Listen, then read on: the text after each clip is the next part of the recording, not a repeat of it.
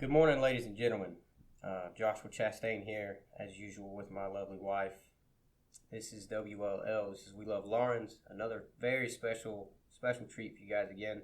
I am here with our wonderful mayor, Nathan Senn, in the city of Lawrence. Nathan, how are you doing this morning? I'm doing very well. Glad to be back with you. There's a few things I want to talk to you about running through the IEBC, which is the International Existing Building Code. I also would like to talk a little bit about the Main Street survey results, as well as this new traffic pattern plan that we've got that is going to be started here soon and how it's going to really affect everything. Sure. So I'm just going to dive right in here. How important is the IEBC in revitalizing our downtown? I think the International Existing Building Code is extremely important because of just the common sense factor. It allows us to treat older buildings like older buildings. And, some folks have sort of had some misunderstanding about what the law is. They say, oh, well, I'll own an older building. That's grandfathered in. Well, that's not exactly true. Essentially, you've got one set of law on the books, and you're either enforcing it or not. And under previous administrations, we're left in a situation where the building and zoning official was essentially saying, this is the law that is on the books. This is what's been passed by council, but for you, because I think it shouldn't apply, we're not going to apply the law. And it was just sort of left up to the building codes of officials' discretion about how they treated, what was required to be done to one building or another. This puts in place a uniform standard, but it is a much more lenient standard. And so I think that's a big thing. And the other part of it is it really improves safety. If we had a building code in place which made it easier for somebody to occupy, for instance, one of the upper stories of a building on the square, so that you had mixed use with retail on the bottom and residential up top, then by occupying those spaces, if there were a fire hazard, we're aware of it. You have live monitored smoke detectors, fire extinguishers, and lit exit ingress and egress points. The alternative to that is what we have now, where if one of these buildings was hit by a bolt of lightning at 3 o'clock on Sunday morning, we'd lose a quarter of the square before anybody knew about it.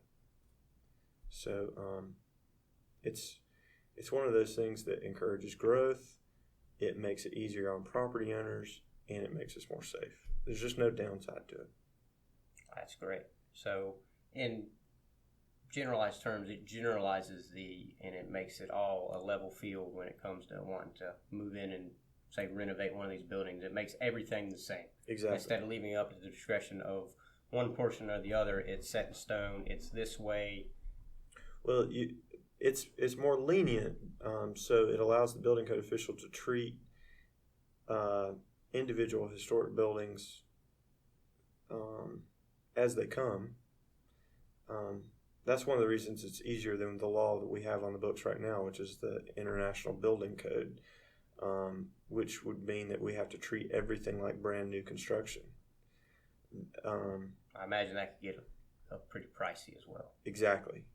Very, especially some of these older buildings that were built way back when. I'm sure they're definitely not up to snuff when it comes to if it was a new construction. And I know a lot of the codes are very tough to have passed. So yeah. And there's a situation where because our entire downtown is a historic district, it's been designated as a National Historic District.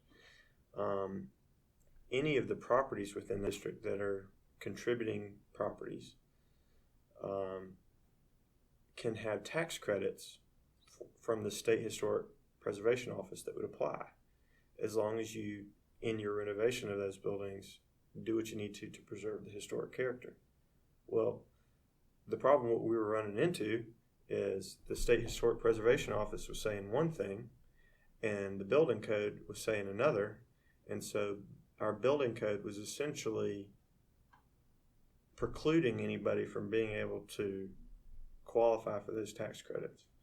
So there again, the International Existing Building Code sort of is more lenient, and it's able to work hand in glove with the State Historic Preservation Office. So I know we had a Main Street meeting a few weeks back. Mm-hmm. How did you feel about the survey results when they came out? How did you feel about what people really wanted? I think I said on the evening that you have a mayor that's 100% behind this, because I felt like what the community said through those survey results is exactly what I've been saying. We've got to improve quality of life here. And it seems like we're on the same page about the things that we want in order to improve that quality of life. So it'd be safe to say that your target audience for getting businesses down here hasn't changed based upon those survey results, or have they been tweaked a little bit depending on what people have said? I wouldn't say it's changed at all. I mean, the efforts that I've been making have been made to target the folks that would fall right in line with those survey results. The only thing that I think may change a bit is it gives us some focus about what our efforts look like, what public events look like. And it gives us the ability to say, look, market research has been done in this area business, and we know that the community wants your business because of the survey. It's less anecdotal. So, obviously today is the finally Friday event for Main Street Lawrence for this year. Mm-hmm. We were at the last one. You were at the last one. Mm-hmm. How successful was, in your own opinion, was the last Finally Friday? And how successful do you think the one will be today? I think all our Finally Friday events are pretty good. There's always room for improvement. I'd like to sort of think out of the box, and we can start applying the survey results so that in the future, next year, we can sort of push the food and beverage and entertainment aspects of our town through Finally Friday. I think we started to do that this year through the introduction of food trucks, and that seems to have been a big hit. But I think it went very well, and there's always room for planning ahead for next year. There always will be. Yeah. I know that I read an article the other day about the new traffic update, the traffic pattern that's coming right here off the square. Mm-hmm. What all will that involve? So, let me give you a little bit of background.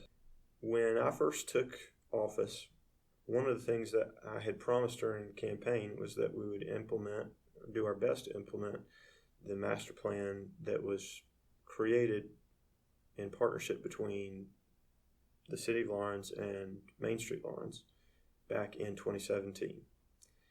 And as part of that, it called for some changes in traffic patterns on North Harper and increased pedestrian access at the corner of Lawrence Street and North Harper, right at the fountain just behind City Hall. And so my thought was, well, we want to get together with DOT to see what we can do to implement this. Well, we discovered that DOT was already planning on resurfacing North Harper at the end of this year.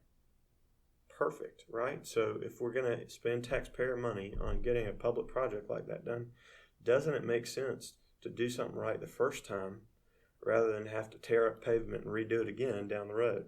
In my mind, it makes perfect sense. If you're going to do it, do it right. Do it all and do it right at the same time. Exactly.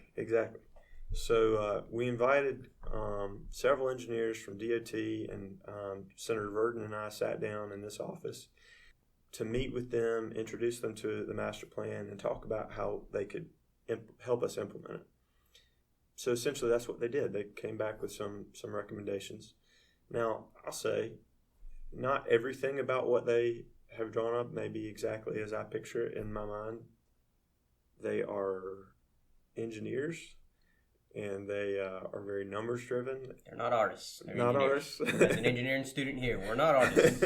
We rely on numbers. That's right. And they're very like numbers as of today kind of folks, not projecting into the future. So I think there's room for improvement. What we're talking about is some lane changes, what they call lane diet, which essentially takes a 4-lane road and turns it into a 2-lane road with a turning lane into the post office. Now, on the other side of West Main, it's already a 2-lane road. So we're not talking about extreme change because that's what the traffic narrows to already. It just sort of pushes that change further up the hill. The main importance for that is, one, it allows for greater accessibility for the post office, because that's always a problem with not having enough parking at the post office. We can't change that, but we can change having a turning lane that allows you to be out of traffic and not back things up. Makes it a lot safer too. Exactly. And that really is the main goal as I see it. Is at the end of last year, we had a near fatality from somebody crossing the street by the fountain. There are people that cross that street all the time. I have, and it's I have to look this way and that way and left and right, and then oh no, there's another car. I gotta wait. And it's that being a 4-lane. It's very, people come flying around that curve or up that hill, and you don't see them until you're halfway across. They're going fast enough. There's nothing you can do. Exactly. You can't get out of the way. So exactly.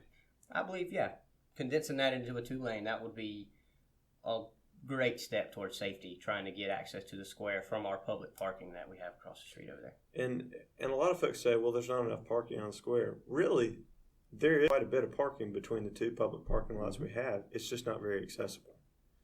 So if we double the number of pedestrian crossways, it just makes it that much better.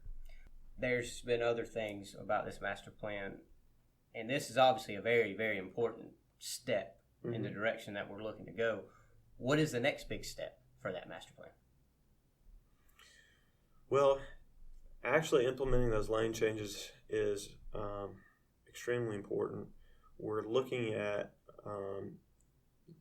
the possibility of doing some streetscape improvement on the square itself. And at this point, I'm working very hard to bring some other projects to fruition that will sort of make improvement in the downtown that much more possible.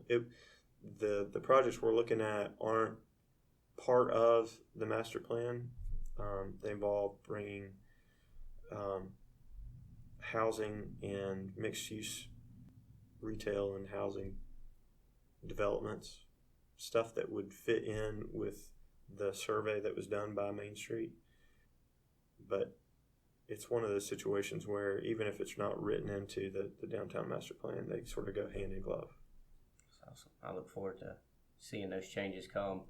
I am very excited for the changes that are coming and the growth that's on its way as well. There's a lot of it coming. Again, ladies and gentlemen, this is W.L.L. This is We Love Laurens. Please like this, share this, tell your friends. Go and follow us on Facebook. Again, thank you, Nathan, for sitting down and speaking with us. My pleasure. As always, we appreciate it. And if there's any questions anybody has, feel free to reach out to me. I'm happy to clear anything up or answer any questions.